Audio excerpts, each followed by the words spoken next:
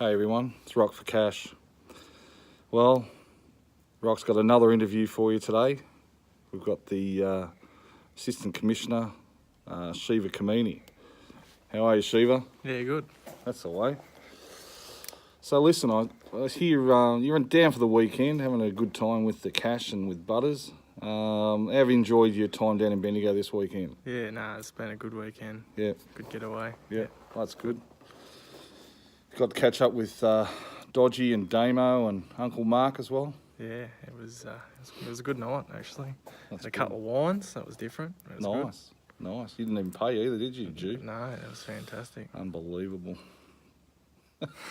Fucking Jew. Anyway, all right. Now, me and me mate here, Frank, we've gone down the rabbit hole. We've gone deep, dark webbing, looking into Defence Gate, and we've made a bit of a revelation. We believe that a lot of the Defence Gate shit hanging has fallen onto little waiters, but in actual fact, it might even be Shiva Kamini, who's the mastermind behind Defence Gate. You got anything to say about that, champ? Well, it is true. I was the one that come up with the idea. I just coming home from work one day and I thought, geez, Danielle could win this with an arm and a leg in the air, guaranteed.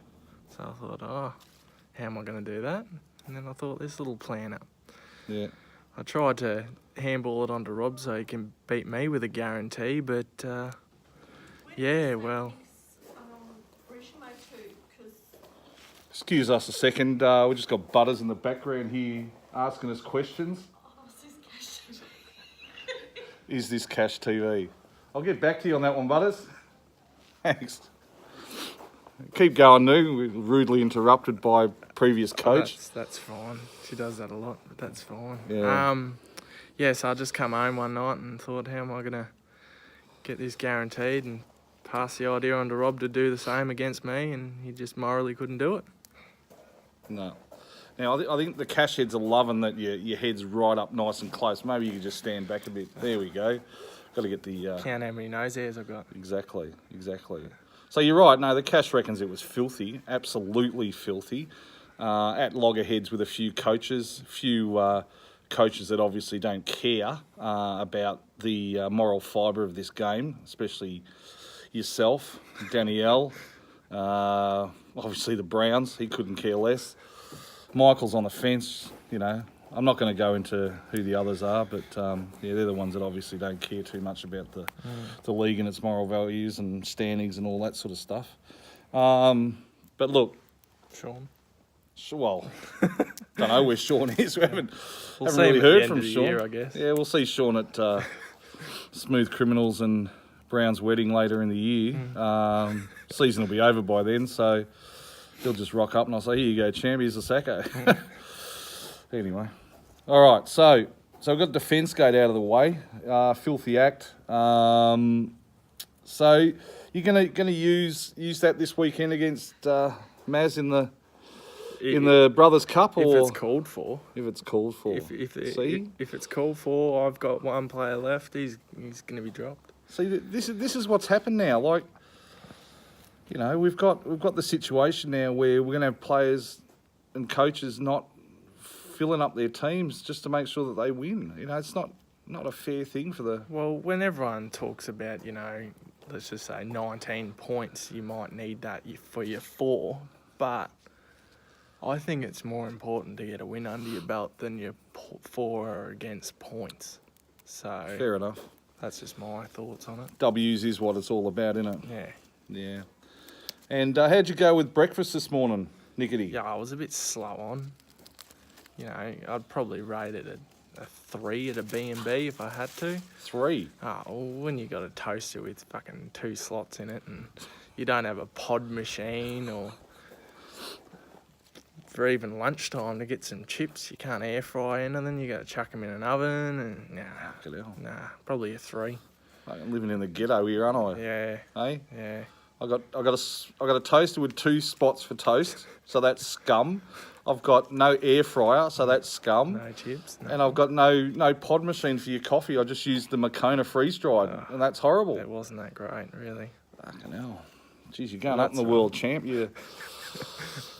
Asking a little bit too much for the cash here, but yeah. Anyway, and how's your team tracking so far? You got a bit of a spanking. Was it last week against the Cash? Oh, I'm getting a spanking every week. It's not good. I'm going to have to think about these trades a little bit more carefully. I think trades need to be happening. There we go. But Let's lead on to this about trading. But it all comes down to everyone thinking their players are better than others. Exactly. But Exactly. it's easy to say that when it's not you.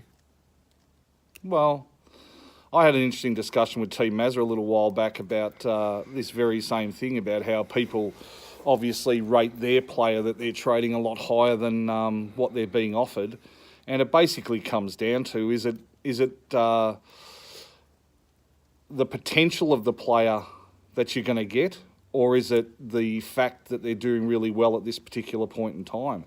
It basically boils down to those 2 points, I think. Yeah. But at the end of the day, you know, a hot hand, I reckon, is better than potential. Potential's an ugly word because it can never happen. It might not happen. I mean, you know, I've been trying to trade a particular player with another coach where I can see the potential in the player that she's got. And I'm offering a player that's got a real hot hand at the moment. That narrows it down. Yeah, so she narrowed it down, with only two females in the league. But, yeah, it's interesting, the old trading. At the end of the day, I mean, if you're doing well, there's no need to trade, really. No. Someone like Josh, you probably don't really need to trade being on top. But Yeah, but it's a week-to-week thing in our league. You know, after 4 rounds, we'll probably have everyone on 2 wins and 2 losses. yeah, that's The right. way this round's going, or this season's going so far. Yeah, it's going to be pretty close. I don't think there's going to be a standout team, No. really, unless it's a Cash. It's not going to be Cav. He's doing terrible this year. Not Cav, Cash. Yeah, I know, but I'm saying Cav, he's doing terrible. I Well- don't think he's going to be anywhere near the duty this I mean, year. Cav's out shagging all the time. Yeah, well, your priorities, but Priorities, Cav. Keep shagging, champ. Don't worry about your team. Just keep shagging. that's right. And 5 seconds of fun, that's all you need. 5 seconds of fun. Go, Cav. So some of the other coaches in the FNFL, I mean, we've got Archie's All-Stars. They're on the bottom. They were supposedly world beaters. What's happened there? I don't know. They're doing pretty well. I Yeah. don't know what's going on there. They're on the bottom. Yeah. Not doing well at all. So is Sean. Sean's doing really well too. Yeah. So What what's about up Jordan? there? What's she on? She's 1 win, 2 losses. She's down near the bottom. Didn't I tip her for Sacco? Yeah, you did. Yeah, well, so I'm on track. On sort of. track. Her and Sean it was. Yeah. Her and I'm Sean. on track. Mitch's Mongrels, they're thereabouts. I think they had their first win last week. Oh, they're never any good anyway. Yeah, they're playing the Cash this week. Yeah, that's an easy win for you, Rob. Yeah, well, you never know. I mean, it has us at, I think it's 90.17 to 90.02 or something.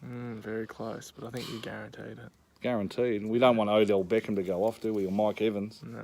Or the Mahomes train needs to just jump off the rails for a week, I think. Yeah. Yeah, so...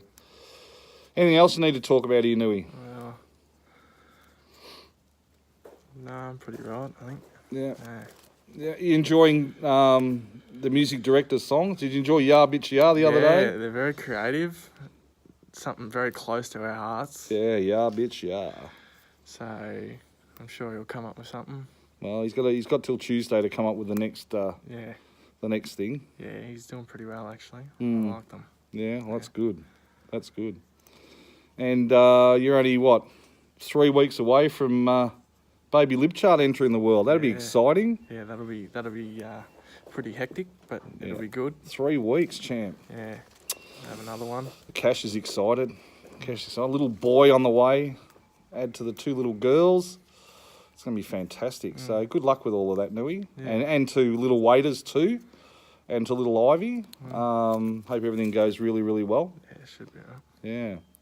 Anyway, it's been good to catch up with you, not only on Cash TV. I know the Cash heads are going to love this video. They always love seeing Shiva on the big screen. He's a bit of a cult hero up down at Cash Stadium. They just love the beanies that you're rocking with the cash. Yeah. They love That's it. There's a lot of just crazy women down there with Shiva Kamini t-shirts, and Yep. you know, we've got to try and control them. They sort of lose the plot a little bit. They're Run down there with a stick and beat them off. Yeah, well, look, I'm pouring them cold water on them all the time. They're out in the back room, bloody, you know, what they do out in the back room. It's bottled spray to calm them down a little bit.